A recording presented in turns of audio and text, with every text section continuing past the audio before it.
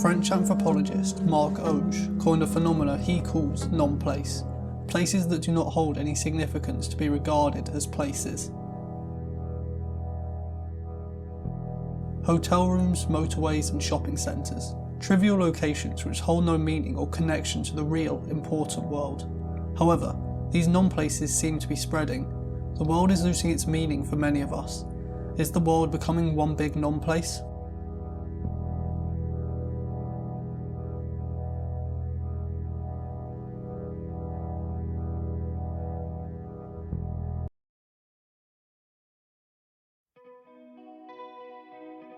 Undoubtedly, we are in unusual times, and the pandemic has been catastrophic for mental health.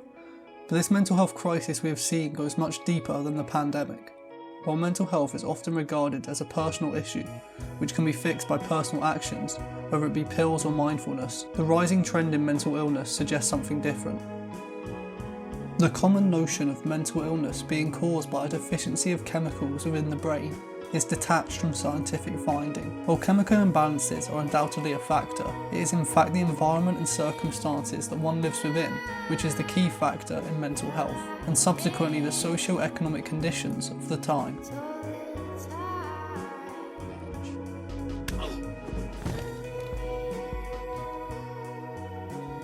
Around 85% of people find their jobs unsatisfactory, not enjoying how they spend usually 5 out of the 7 days in their week. As the late David Graeber once said, we have become a civilization based on work, not even productive work, but work as an end and meaning in itself. A study across 143 countries showed only 13% of people are actually engaged in their work. Automation has created a society built on bullshit, meaningless jobs, which in turn means people are miserable. And those without the meaningless jobs, nurses, teachers and social workers, essential parts of society, are deeply underpaid and subsequently dealing with the stress and anxiety of poverty. 39% of nurses, for example, had to skip meals in order to feed their families in the last 12 months. Other than the lucky minority, the 15% who find satisfaction, the public either finds their job meaningless or are stuck in poverty. This is conjoined with a deeply troubling system of post-Fordism, which sprang out of the 1980s, seeing workers shift to temporary part-time jobs, leaving workers insecure, unstable and subsequently unhappy. As Franco Barani puts it, capital no longer recruits people, but buys packets of time, separated from their interchangeable and occasional bearers. This complete instability in the job market sees many workers in a constant state of anxiety. So, why do we work? To consume. You know, whenever you're exposed to advertising in this country, you realize all over again that America's leading industry is still the manufacture, distribution, packaging, and marketing of bullshit. High-quality bullshit, world-class designer bullshit, to be sure. Hospital-tested, clinically proven bullshit, but bullshit nonetheless. To consume is to be. Our society is built around the accumulation of wealth and objects, which will never bring us real happiness. The forces of consumerism were unleashed in the 20th century through the creation of fabricated wants in an advertising revolution. To shop became human. We shifted from a society built on needs to a society built on wants, and shopping became an essential part of our day-to-day lives. What people didn't realise, however, is that it's deeply unfulfilling. Studies show that consumerism is fundamentally unsatisfactory. We distract ourselves by shopping, stuck on the hedonic conveyor belt searching for a lost object, but the lost object is lost. We will never be satisfied by consumerism. No iPhone will be the last, no watch is flashy enough, and no amount of money will suffice. A loop of faux self-expression aimed at gaining a faux admiration from peers that bears little connection to the true self and the true self's needs. Simply detached.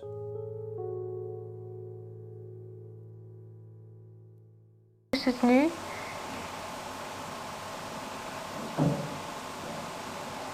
Et j'avais peur, inconsciemment j'avais peur. À un tel point que je ne pouvais plus taper à la machine. J'avais les doigts qui se raidissaient. Puis me tourner comme une... Margaret Thatcher once said, "Economics are the method, but the object is to change the soul." Her and Reagan's political project saw the entrenchment of an already apparent trend, the rise of the individual. The effects of neoliberalism on the economy are widely reported. However, the individualism central to neoliberal philosophy and the effects this has on mental health is rarely discussed. However, in the age of the individual, loneliness began to creep in. Loneliness is a silent plague sweeping across our society. Social media promised a revolution of connection, with humans to become more interconnected than ever before. In reality, we're the loneliest society of all time. Harvard professor Robert Putnam has studied the massive rise in alienation which has swept across our societies. Accelerating in the 1980s, the amount of time individuals spent doing collective activities, whether it be for leisure like sports or meeting for dinner, or community organisation, fell rapidly. The amount of time we spend with family also fell. Individuals are more inclined to eat alone, watch TV alone, or go on holiday alone. This not only goes against our fundamental community-based human instincts, which were once essential for survival, it is also extremely damaging for our mental health. Loneliness is directly causative of depression and is a big aspect of the rapid rise we have seen.